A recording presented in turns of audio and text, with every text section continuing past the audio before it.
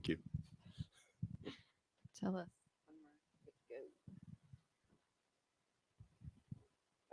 Great. Well, so thanks everybody for sticking around. Thank you, Alex, for sharing your work. So at the risk of, I guess, like repeating a little bit from the conversation this morning, maybe just for folks who weren't here or didn't tune in for it, do you want to start maybe by like giving us a little bit of your background in the background that sort of led you up to making this work or previous work too? Sure. Yeah. But before I say anything, I just want to thank, everybody at my Mises for just an incredible, I've only been here since Friday, but an incredible week of films and conversation. And let's give them a round of applause because we're nearing the end and it's just fabulous. And I appreciate them all so very much. And this program was phenomenal. Alex Johnston, made this film, this last one you saw. And so my background, going back to high school, I sort of, or even before that, if anybody's interested in the imagined origin story I have about my kind of fixation on prisons, I'll tell you after. But something I've always been sort of involved and invested in. So prior to becoming a filmmaker, I was involved in various forms of kind of prison activism and sort of prisoners' rights work and working in juvenile detention camps, et cetera, et cetera. So it was something that I spent a lot of years and a lot of time thinking about and working with formerly incarcerated folks and currently incarcerated folks, et cetera. That was my second, et cetera. No more et ceteras. So this film in particular, as it says in the title at the beginning, it was shot in 2015. And it was actually the third kind of film I made about Harlem. I made a sort of found footage one when I first discovered this incident, which was one paragraph mention in that book Texas Tough by Robert Perkinson. It sort of jumped out at me, this sort of the horror of this event, and it kind of haunted me. And the utter unremarkability of it, the fact that it was one paragraph in this book and that there had been no work or research done.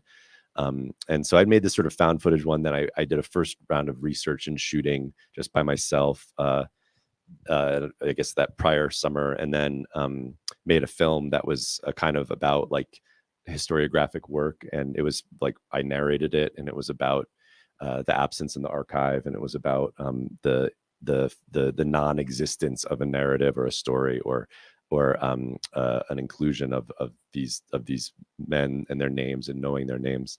And then I had always intended to do this work with some formerly incarcerated folks, made these contacts down there. And so went back the following like early fall and did this shooting. The original plan was to actually shoot at Harlem, as you saw at that site, the site of where the cemetery, the bodies are still buried there, but no gravestones remain or anything. And the prison wouldn't let me shoot, even though it was outside of the actual like enclosed gates, because I was shooting with formerly incarcerated folks. And so that was deemed a security risk. So we shot at like an adjacent prison cemetery. And then we also got rained out. So we shot in a radio station the other day. That's why, unfortunately, there's like that split of inside and outside. And all the readers, again, most of them are formerly incarcerated. One guy, Reggie, who was a real contact person for me, was sort of former prison guard, but who had become sort of a preservationist and an activist in his community, just passed away a few years ago. And then the other sort of older white guy, Michael Berryhill, is a reporter and had written a really fabulous book about another Texas prison incident I was interested in. And so I was kind of inspired by stuff like Peter Watkins' La Commune and some other films that have them a sort of a true reenactment, but like people in those positions doing those so having Berryhill reading the sort of journalistic accounts, definitely having the formerly incarcerated folks reading those what little quotes there are from the interviews with the survivors, et cetera. And so shot it in 2015. It was kind of snake bit, the shoot. and there was just some issues that came up with camera stuff and other things. And when I got back, I started trying to cut it. It wasn't quite cutting together. And so I was like, well, maybe I'll go back. And I just never was able to really do that. And then COVID, COVID hit. And not only was it just not being able to shoot new work, but also COVID and George Floyd, and suddenly abolition, the concept, the discourse was suddenly kind of mainstreamed all of a sudden. And this film had always been intended to be a sort of kind of critique of reform and an advocacy for abolition. But that anger I was feeling, that frustration, that sadness, made me want to just like make a super, as I was saying to Tamal, it's like no subtext, just like an all text film that's just like about what, my desire for abolition and why I feel like it is important, because it is this system that destroys humans. And so I kind of picked it all back up around then. It took me another, year and a half or so to kind of get it sorted and get some other stuff done. But was that good? Okay, cool. Is that good? Yeah, I want to, Matt, maybe ask about some of your formal choices, which I feel like probably did take a long time to sort through or to like land in the way that, we see them on screen right now.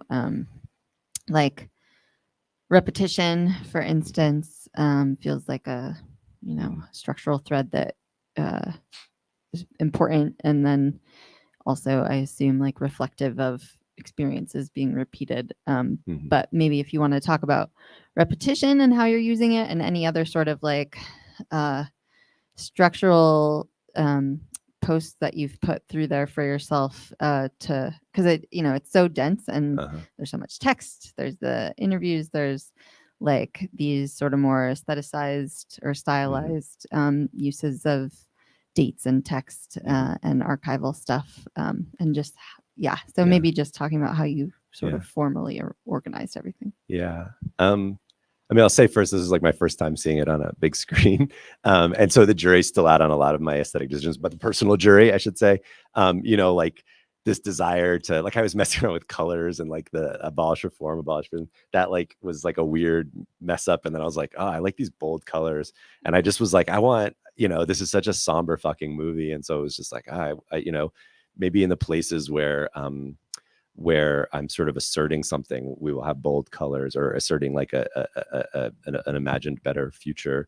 And so I know that maybe that was not the part of that you were thinking of, but that was one thing stylistically. And then, like things like, I don't know, just playing around in the sort of the red boxes over the eyes of these people. Like it just felt like a kind of revenge, like it was my own like aesthetic revenge, this kind of dehumanizing of them.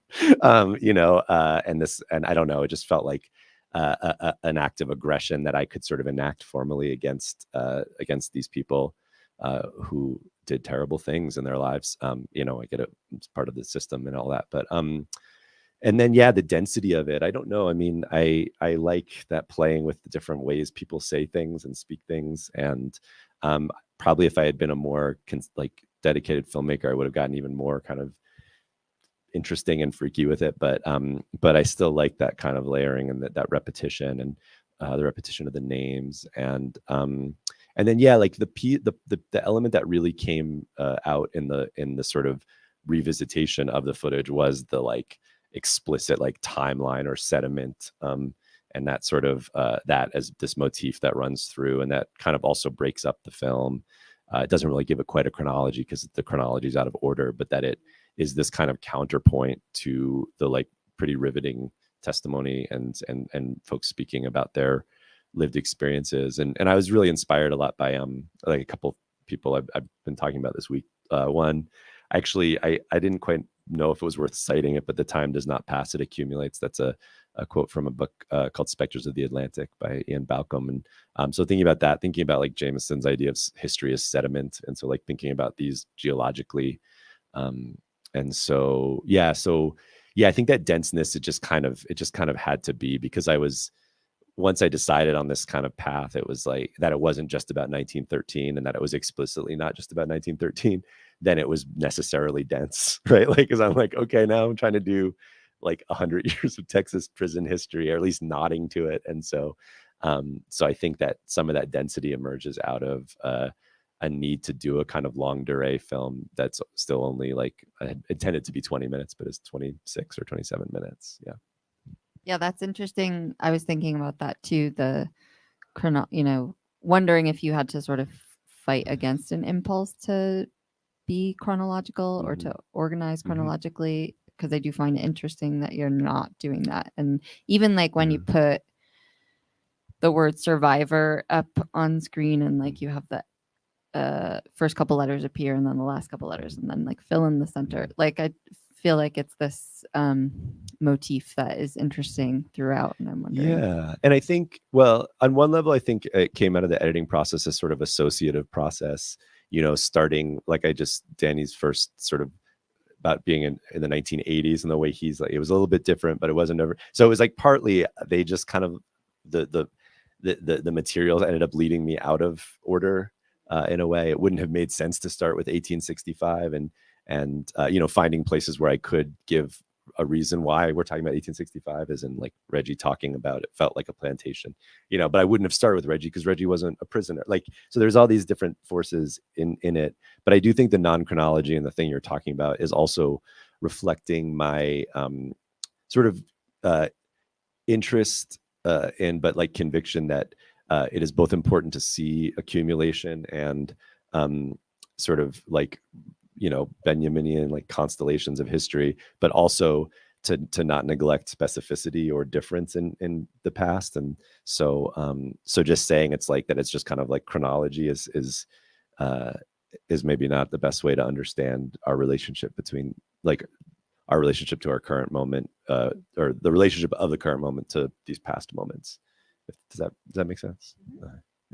Yeah. And I was also thinking when you mentioned your own like discomfort with those bold colors of the text, I really like that. Good. Personally. Well, can I just tell you, sorry, the funniest thing? Yeah. Somebody, I was screening bits of this at Visible Evidence in December, like virtually, and somebody in the chat was like, it reminds me of one of those don't pirate DVDs, like things like don't. And I was like, oh God, I don't know. I was cringed, but also like maybe I should be proud of that. Like these cheesy 90s aesthetics and like, like it's bad to be bad or what, I don't know, so anyway, sorry, I didn't mean to interrupt, but that no, was, I guess, that was I mean, now I'm like, I'm now you're seeing those those 1990s, yep. like don't pirate DVDs. Yeah, I like the bold color and the font too. And like, I mean, I think that's a really powerful aspect of this, that I like that it's kind of withheld to, towards like the last third or whatever, when it does appear on screen. I think that's like, it comes at an important moment in the overall duration. And I guess it leads me also maybe to ask what your sort of, so like we're watching it in this, cinema film festival scenario environment, but it feels like such a obvious call to action. And like, I'm assuming that you have other or additional like ways that you want to share this work, or that you would hope like people would respond to that. Not that we can't respond to that call to action as well, but I'm just wondering about your sort of I have I'll start with a non-serious answer and then a more serious answer, which is that I finally sent the link to my parents. I'm just terrible at I can't even send work to my parents, let alone to like film festivals and other organizations. And my dad texted me back and he really liked it. And he said that I'd actually made him into an abolitionist, at least in Texas, and that, and that was like, so I was like, okay, well, if I can win over my dad, he's a good liberal, but so in terms of others, I mean, I always have a kind of like mission in my work. And I make other work that's certainly like more experimental. My last film here in 2018, Evidence of the Evidence, was, I think was a more experimental work. But always wanting it to be legible, like always wanting it to be able to circulate also in organizing spaces, in sort of political spaces alongside, hopefully, like other places where people like my Mises which hopefully obviously brings a lot of politics to discussion, but is also like a place for like deep diving into documentary, form and ethics and et cetera.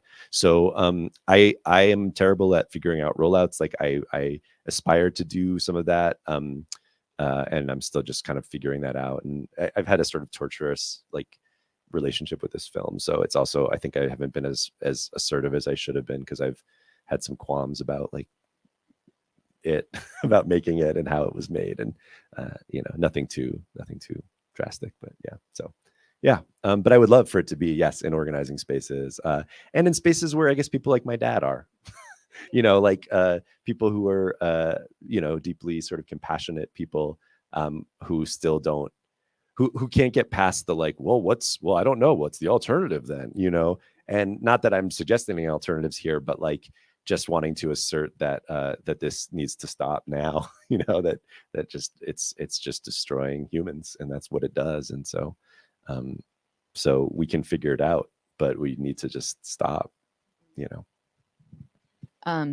Maybe that's a good place to invite questions from folks out there. Dan. I have a two-part question. So I'm curious about some of the captions, particularly one earlier in the film where you put quotes around the word stories and then no quotes around the word enlightenment. Yeah. And then the second part of that is like, I think we're kind of on the same page. Like we're both a little dubious about cinema verite. We're both Herzog guys or whatever. But I am interested, particularly in a subject like this. I think there's an importance to bearing witness and stepping back sometimes. And I wonder if you had any internal debates about like, where do you editorialize and when do you step back and let these people speak? And that, I'm curious about like through your process where you decided to editorialize. Yeah. And if there are any periods where you just wanted to like let the story tell itself. Because I think like the message of it is very self-evident to me, but maybe that's my own biases, like I don't need you to say, abolish prisons at the end of this with big red letters. Yeah. Like the film says it without that, but I'm not your dad or I'm not, somebody else. So I'm really curious about those decisions. Yeah. I mean, that's why I said it's like, it's no subtext, it's all text. And like literally too. The stories, I mean, I'm a sloppy filmmaker in some ways, other ways I'm not at all, but like the stories was because Danny says like, somebody says something about stories. Then and the story is Danny Sneed says something about at the beginning and the survivors, and they're the ones who tell the stories. But it actually felt kind of strange to me. Like the things that they say are not quite stories. And so I don't know why. I just like, for me, it was like, I wasn't like an ironic like stories, but it was more just like, I was sort of trying to quote him in a way like that's what we're when I say stories, that's what I mean. I'm like referring back to him saying like the survivors are the ones who tell the stories. And then the enlightened conditions, in some ways that's kind of like a paraphrase that you hear, like it's a quote from like later on. And I don't know. I didn't, because that would be more like an editorializing enlightened. Not that I don't do plenty of that, but for whatever reason, so I just like I didn't feel the need to do that. And I don't know. But I hear you like I could have just as easily done quotation marks around enlightened and not around stories or around both of them. And in terms of the end, I don't know. I felt like a desire for a crescendo. There was also a desire to really use this beautiful score that had kind of come out of this work with a friend of mine, Zach Watkins, and wanting to have some kind of build and some just kind of, again, this agitprop impulse to just have it stated, to have it asserted.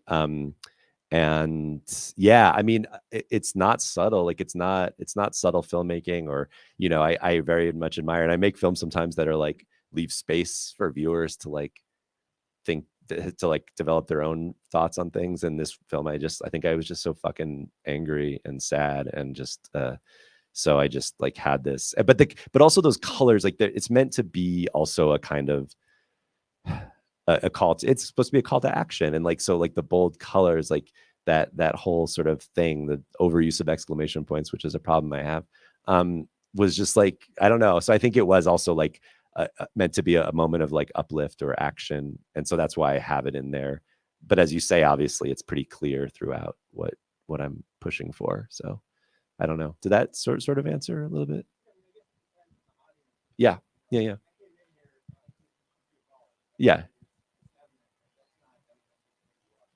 Sure.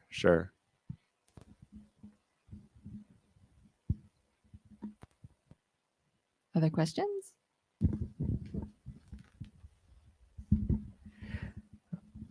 In terms of I thought what Sarah was saying about the ability to move beyond a sort of linear chronology was really supported by the fact that the piece has a really wonderful kind of meter, a rhythm to it. Thank you. Through the editing.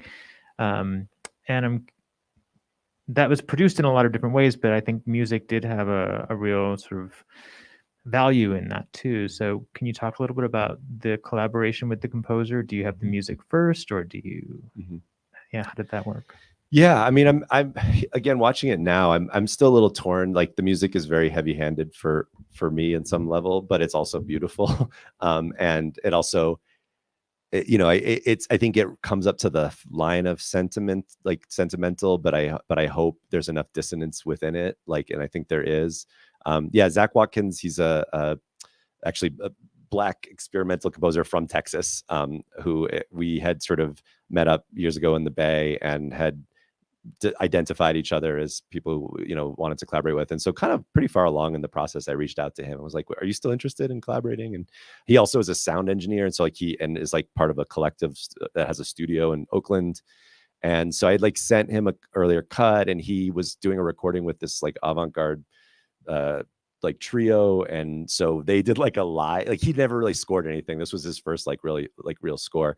And so like I sent it to him. He's like, okay, yeah, I'm doing this. I have this thing coming up this weekend. So I'm gonna like play the film, and we're gonna like do the like live score.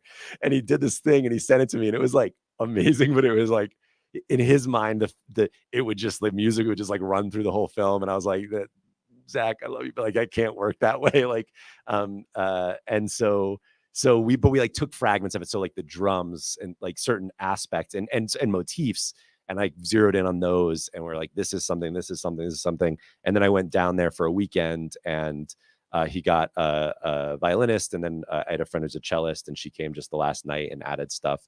And it was trying to like ride this line again between, being sentimental, being hopefully not too overwrought, but wrought, but also having some dissonance to it, and having a balance between not being old timey, but still having the kind of the violin and the cello mixed with his synths, and so it was really interesting. It was really interesting to work with him, who had no frame of reference for actually scoring a film. And like he's done stuff for like the Kronos Quartet, like he does pieces of music. And so, so it was really, I don't know. It was a really interesting process. We're going to collaborate on my next film, I think. And I'm excited to get him on much earlier, because he's just an incredible interlocutor and person to like think through stuff with. And so my hope is that we can do something that's more intentional. This was kind of, there's a lot of intention, but in a very sort of protracted time, and like at the end of the process almost. And so I'm very excited to kind of have him be a part of it moving forward for the next film. So I originally had it like done with like a score, or not a score, with it was much more sound forward in terms of like, nat sound and stuff. And then I had done some temp tracks, because I used to do like my own scoring and stuff, and had stuff in there. And then he came in and did his beautiful thing. So yeah. I think, Derek, were you gonna ask a question?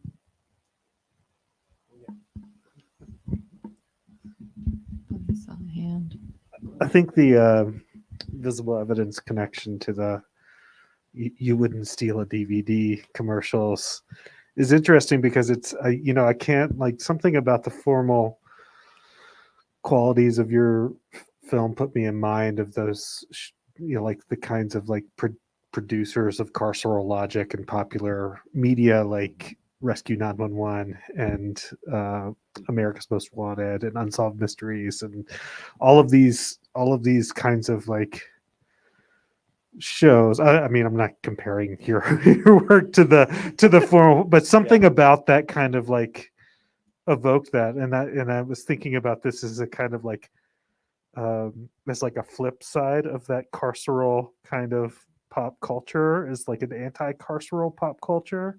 It's like a pure, was a pure agitprop kind of like operation going on. And you mentioned that you had taken out a little bit of petty revenge on the perpetrators in the edit, but like, did you have to fight that kind of, when you're telling the story, which, you know, some people would call criminal, how do you deal with the kinds of the impulses that are carceral? Like, how do you mean like my own carceral impulses, or even like the kinds of carceral impulses you may evoke in your audience, right? You mean to like enact revenge or something, or come up with like, well, these guards should have gone to prison, you know? Yeah, that's a really good question. But first off, I will say, like, the aesthetic, it's funny because, and I would definitely probably not do this type of thing again, but it has a more, you know, kind of, do you remember like the 90s, like the more you know, and it's just like people talking and they like finish each other. Like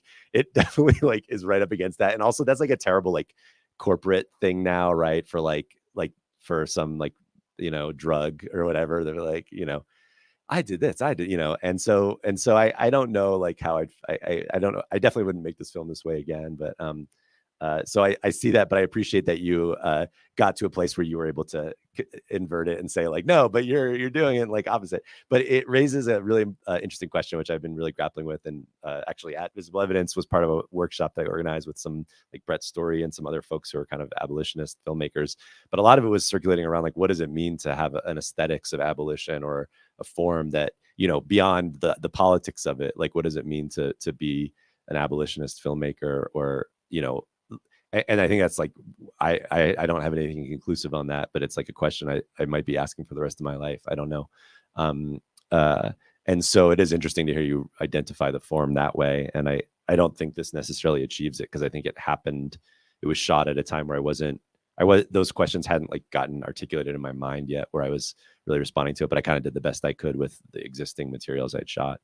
And then in terms of like, I don't know. I mean, I don't think even though I had my little like literal, not literal thumb in the eye, but like textual thumbs in the eyes of these people, which, as so many, you know, of those of us who are just like do our own kind of editing and stuff, just happy accidents. You know, I dumped a clip there and then oh yeah, okay. But is that like, this is because the impulse you're talking about is a dangerous impulse, which is that it makes this a single story and bad actors, et cetera, et cetera. And I guess my hope would be that the container of the film, the larger arc of the film, is so structural, is so systemic in its critique, that it's not about you know, Obi Colquitt, it's not about you know, these, you know, Ben Cable or whatever, these different people, the Harlem farm managers, that yes, we can be enraged at them, but that, like, I don't know, I just don't feel like people probably come away from the film being like, those guys, got to get them, you know, because it feels like the film is very explicitly pushing you to a larger like systemic critique. But I don't know, if other people disagree with me, I'd be really curious if that's not working for people. But yeah.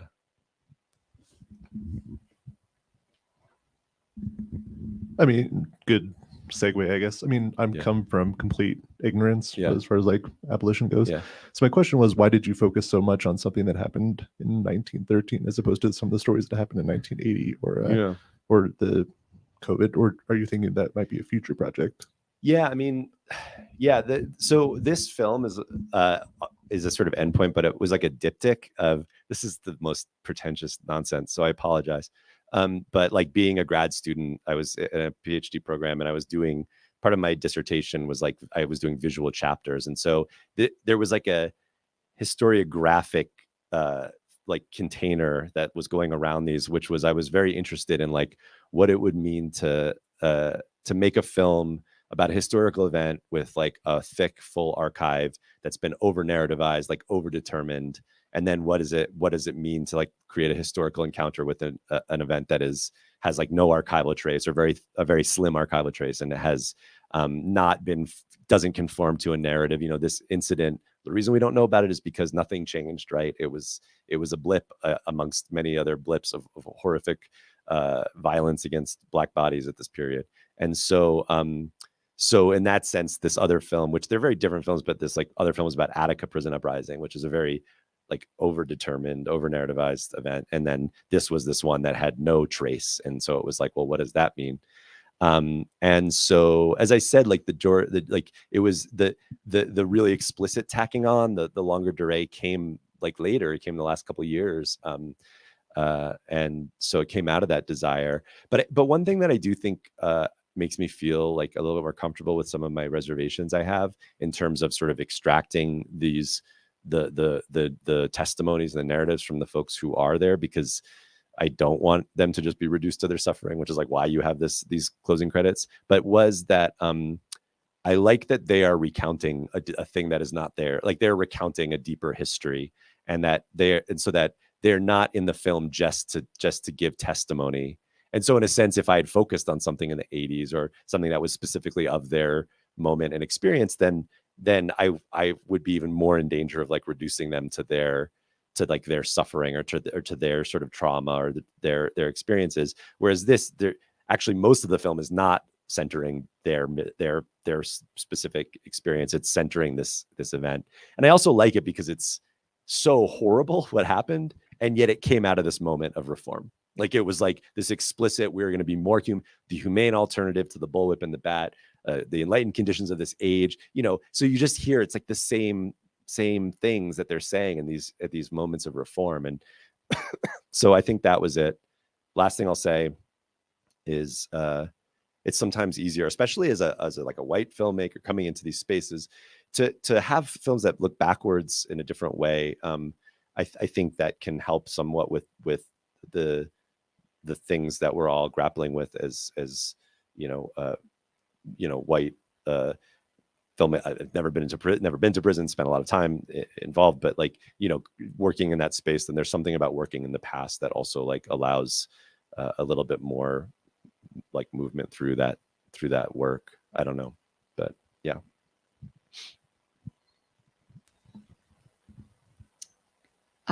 Is there any other questions out there?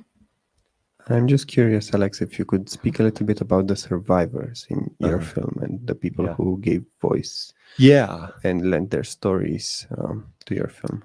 Yeah. You mean the actual living people? The living survivors. Yeah. So I play with that motif because at the beginning Danny says the thing about the survivors, and they're the ones who tell the stories that didn't survive, about those who didn't survive, and then it's like, well, you are the people who are telling those stories, right? So I had I'd been reaching out to like contacts down in Texas a couple of times, and the main people who I initially connected to were Reggie, who again was a sort of steward of this prison cemetery that was adjacent to Harlem where we shot, and then David Collingsworth, who is the radio producer of this show called the Prison Radio Show, or the Prison Show, which is out of Houston. And it's this amazing, it's a weekly, and it's a call-in. They'll have sort of the first hour is people, they'll have experts or musicians or whatever talking about stuff. And then the latter part is shout out. So, people can call and record messages, or, basically it's a way for people in prison to connect with people outside and vice versa. And so I had asked David, and my first trip down, basically I'd like talk to David and Reggie about coming back, and could you help me find folks who had been incarcerated who might be interested in being a part of this. And so really like that. And we were talking earlier today about extraction and that process, and so that's what I feel sort of uncomfortable with to a degree. They were lovely, they were excited, they still are. Like it was a good thing, but I also was going down there and just like David and Reggie, who sadly has passed away, were people I had spent more time with, and then the other folks, it was like a day of shooting, right? And so yeah, survivors, and then that shift at the end, part of so I had made it, then I was uncomfortable with like not just having them purely defined by their suffering, and so I had reached out to them, when I had picked it back up, and asked them to like send me images and maybe words that like images of joy, like the things that they bring them joy in life, and maybe how they would like describe themselves. And so that's why you have like the survivor like mixing into a thriver, mixing into Danny is like kind of like he's like a motivational speaker, and he's the encourager. Like that's his like how he identifies. And then Chevalier is like, I'm the conqueror. And I'm like, okay, well, conqueror is a loaded term, but you know, you can be the conqueror, you know. And so there was this desire to kind of honor them, and that was the first thing I actually sent them was like the closing credits, because I was like, I just want you to see, and her singing, which is so stunning. And I found it on YouTube. She didn't tell me about it. I was like Googling her. And I was like, can I use this? And she's like, yeah. I mean, it was so beautiful. And like that song is so on the nose, like so on the nose for this kind of film. But like to me, like, but it's her singing it. And so I feel like I felt okay. Like it didn't feel cliche, because it's like, no, this is a scratchy YouTube video of her just belting. And so yeah, I mean, and they're all amazing people, and they're activists, and they're all in their own rights. And so as much as there's the extractive and there's power dynamics, they were also like people. I wasn't just like pulling them in from somewhere, and like, you know, they were people who like were able to advocate, you know, they had their own sort of standing in terms of coming into this film. And so yeah, I don't know, did that answer enough, Tama, do you think? Yes. Yeah. Okay, Thank great. you. Okay. Well, I just wanted to say thank you again. I really appreciate your like kind of relentless commitment to like being vulnerable, like about how you feel about your work. And like, I really appreciate that you're willing to share that with us along with sharing the work itself. So thank you very much for that. And thank you all for coming. We have one last film tonight at 8 p.m. It's called Pas de Deux, and it's really lovely. And I hope that you join us. Thank you. Thank you for coming so much. I don't know if did that get passed around already? Okay, cool. Thank you, everybody. I really appreciate you coming. Guys.